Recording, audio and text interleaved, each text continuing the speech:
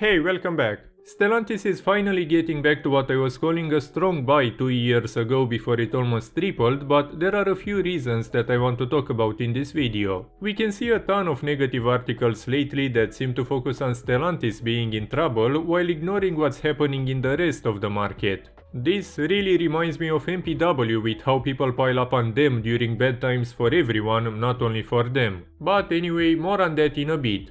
I want to begin with the company's financial health because this is an attribute that we have to remember when we talk about all the other arguments. They can make something like 11-12 billion euros in okay times that were still affected by delays and supply chain issues. In this environment, they can probably break even or not lose a ton of money, unlike others, if they cut the capex, meaning predominantly investments. Still, for a 40 billion market cap, that's relatively speaking very cheap. Financially, they are in a good position, with the current assets covering the current liabilities and enough cash to pay off all the debt almost twice. Even without the goodwill, the current market cap is below the value of the equity, which is, again, very attractive. As a note, this can deteriorate and they can burn through the cash if they get into a bad environment for like 3, 4, 5 years, especially if they keep investing. Still, comparing them to other car companies, this is among the healthiest and most profitable ones on the planet. They have the assets and production capacity that small EV companies don't, since they are a giant, and at the same time they have the margins and financial health and flexibility that many larger companies don't. Not to mention that they have enough cash to basically buy another Stellantis at the current prices, which can lead to a lot of opportunities. Now, I want to talk a bit about the competition aspect. This would have been an issue especially if the adoption of EVs didn't slow down recently. In that case, companies like Tesla and especially some Chinese EV producers like BYD would have had a very big advantage over traditional car companies because they wouldn't have enough time to adapt. There are still significant regulation changes around carbon emissions coming in the EU even next year, which Stellantis says should be okay, but the dealers aren't that happy with. However, the environment is rapidly evolving and we can see very recent tariffs on Chinese EVs in the EU and especially in the US. I'll go into the quality aspect a bit later, I just want to focus especially on China now. Unlike a majority of EU and US car companies that in some cases rely on Chinese production, Stellantis barely has any exposure to China. That's except for the investment in Leapmotor, the Chinese EV producer that they started bringing in Europe recently. So the tariffs and the potential retaliation from China would have very little effect on Stellantis, which can be said for VW, Tesla, Renault, GM and so on. We can see a massive 20% drop in sales in North America recently, but something I think the market overlooked is that the market share went up from 7.2 to 8%. What it means is that the overall market, meaning especially Ford, GM, Tesla and so on, fell even more than that. In this case, people really need to look at the broader picture. The UAW and dealers and a lot of people are blaming the company, sure, some reasons are okay, but blaming them for performing the same or actually better than the market seems a bit biased. We have especially VW, Toyota, Tesla, BMW, Renault, Aston Martin and I think every other car company to some degree talk about how bad this environment is. Stellantis, however, is among the only companies that's still investing significantly in such a market, but they are a car company, so don't expect a miracle. Of course, when you do that, plus the lower cash flow from operations because of the environment, you have a lower or even negative free cash flow. It's the same scenario as Intel. But something that's likely coming is a CEO change. Not because the guy did a bad job, I think he actually pushed Stellantis in a good direction so far. By the way, when he was the CEO of Peugeot, the company saw record years and he also played an essential role in the merger and thus the massive synergies. However, his contract will expire in 2026 and by that time he'll be close to 70. They are actually doing some succession planning right now, so it's very likely that he will not go for another term. He actually confirmed this shortly after I recorded this part. By the way, the media and political BS about his 40 million salary a year ago, this is tied to the company's performance. It fell 14% in 2022 and this year might also be a decrease, by the way. It's a lot of money, yes, but that's nothing compared to how much the company made. Don't forget that the 6, 7, 8 billion in synergies per year from the merger probably wouldn't have been made if he didn't instigate it in the first place. They had an amazing year in 2023, so he obviously had an amazing salary, and this pay-for-performance remuneration includes all employees globally. It's not like he said give me 40 million and the company lost 10 billion, there is a clear compensation plan and they met the targets. The CEO of VW, by the way, saw more than 90% increase in remuneration a year ago, even if the company dropped into the negative. But it's less money, so it goes under the radar. Now, about the car problems, I don't think there is a single car company on the planet, especially when you have a dozen brands including many that are addressing lower price points, that doesn't have them. How do you engineer a car that sometimes needs to go into service as soon as you buy it? Don't ask me, I'm not an engineer. The wet timing belt on the PureTech engine, for example, is a serious issue and they had recalls in the past because of it. This kind of thing will always come in any car company and all we can do as investors is account for the risk and take a margin of safety. It's impossible to know the kind of damage that this can do to the company and this is why the financial shape is important. What they also risk losing is the brand image, which could be even worse than the direct financial liability in the long term. As some of you said before, if this happens to you or someone you know, you most likely aren't buying another Peugeot or whatever again, that's it. But be aware that this is the same with any other car brand. I think we should look at this the same as the risk for a dam failure or a mine collapse for a mining company. No matter how good and safe they operate, this can happen and the effect is usually terrible. I'd obviously prefer at least higher quality controls and a better response to issues, and of course I can defend something like that, but my point is they are blamed for way too many things that are affecting the general market.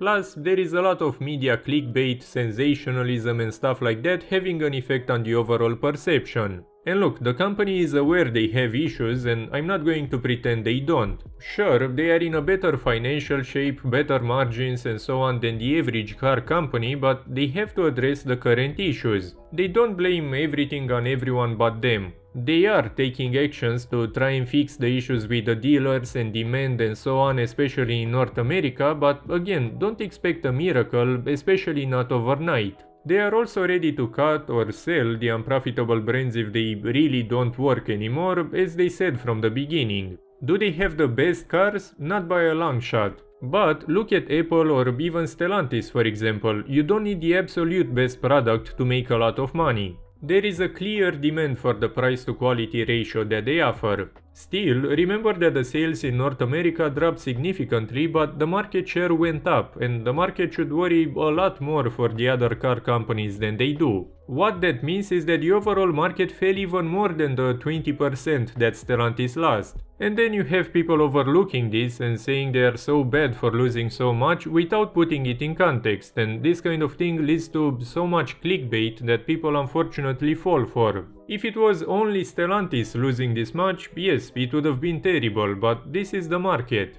They actually announced some big management changes recently, which is like the first step into reaching a solution. By early 2026, when the current CEO retires, they and the market should probably be in a more okay spot. My worry is who's going to replace him. Will they have the same vision, targets and so on? Because for me, these targets and dividends and stuff that he ultimately decided played an important role in this investment. Nothing I can do now, but when I know who the successor is and what they plan, I'll have to reconsider the investment. It doesn't mean I'm selling, but the CEO can change a lot about a company, the same way Nokia's and hopefully Nike's and Starbucks's can do.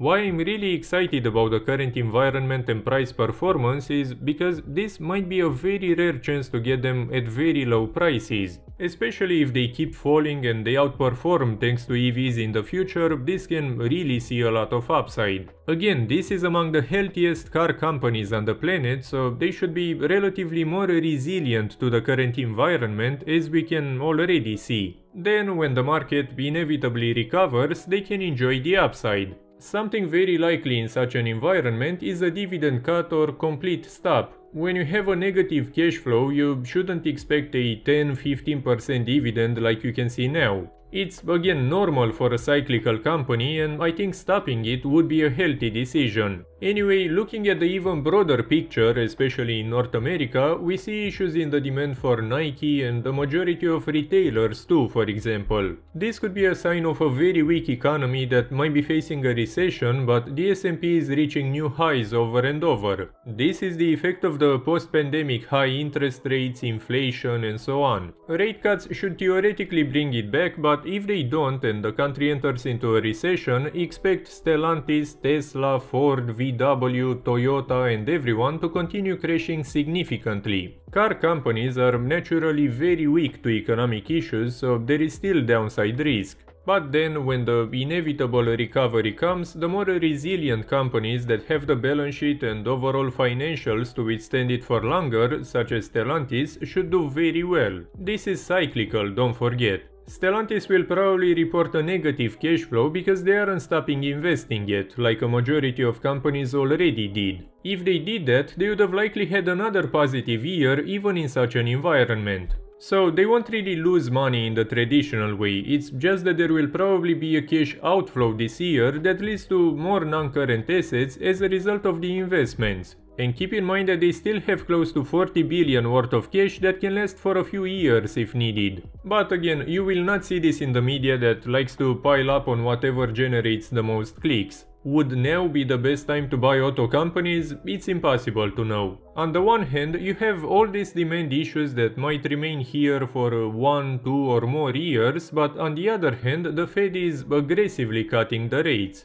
So if the auto industry keeps having issues, it's very likely because the entire US economy is in trouble. If not, then a recovery would be very likely. For me, it's a, let's say, cautious buy now, but I'm not going all in, and if we see a real crash, then I have a lot more capital ready to take advantage of it. Not to mention that I have hedges in my portfolios that would do well when this does badly. I guarantee you that there will be some ugly years if that happens, so it's definitely not for everyone. At the end of the day, this is still among the best options in the market. Good financial health, amazing cash flow potential in normal and good times, and ready to take action whenever it's needed. When they had to invest a lot, they did and still do probably more than anyone else in the market, and now they revamped the top management team significantly. This willingness to adapt and overcome and the way they navigate this environment is not really that common in an otherwise pretty rigid industry.